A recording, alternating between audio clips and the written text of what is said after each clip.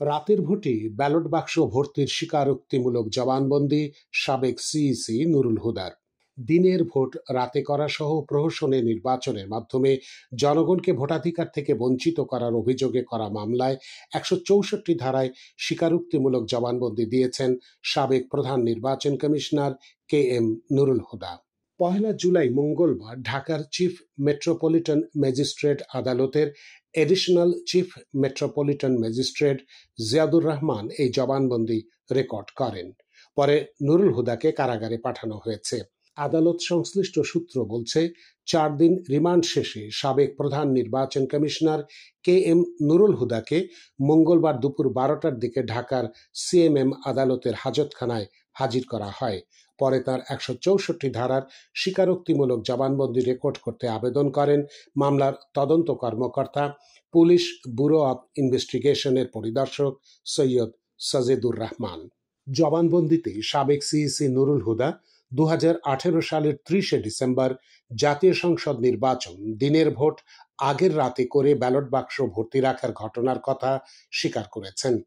তিনি সহ অন্য নির্বাচন কমিশনাররা জনগণকে ভোটাধিকার থেকে বঞ্চিত করে সংবিধান পরিপন্থী কাজ করেছেন।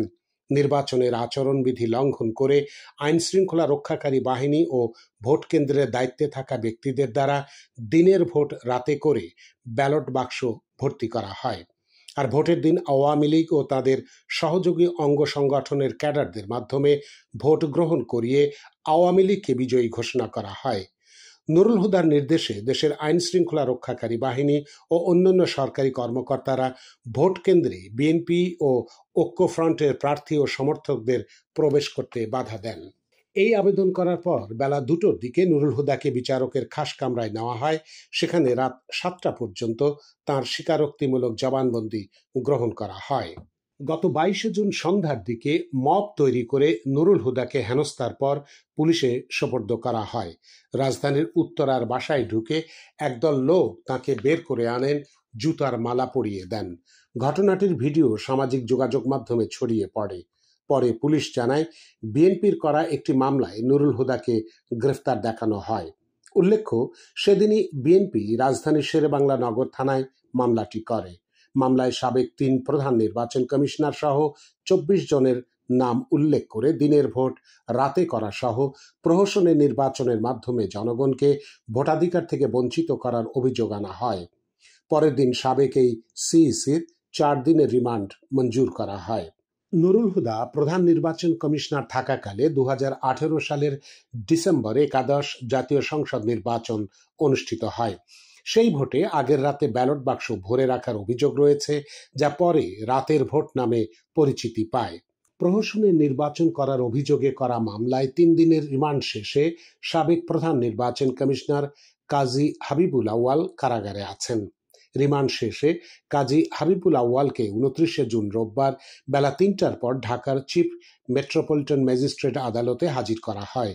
পরে তাকে কারাগারে আটক রাখার আবেদন করে পুলিশ। আদালতে আসামি পক্ষ থেকে জামিন আবেদন করা হয়। আদালত উভয় পক্ষের শুনানি নিয়ে তাকে কারাগারে পাঠানোর আদেশ দেন। দিনের ভোট রাতে করা সহ প্রহসনের নির্বাচনের মাধ্যমে জনগণকে ভোটাধিকার থেকে বঞ্চিত করার অভিযোগে রাজধানীর শেরেবাংলা নগর থানার মামলায় হাবিবুল আউয়ালকে গত ২৫ জুন বুধবার রাজধানীর মগবাজার থেকে গ্রেফতার করে পুলিশ। প্রহসনের নির্বাচন করার অভিযোগে সাবেক ৩ সিইসি সহ ২৪ জনের নাম উল্লেখ করে রোববার রাজধানীর শেরেবাংলা নগর থানায় মামলা করেন বিএনপির নির্বাহী কমিটির সদস্য সালাউদ্দিন খান।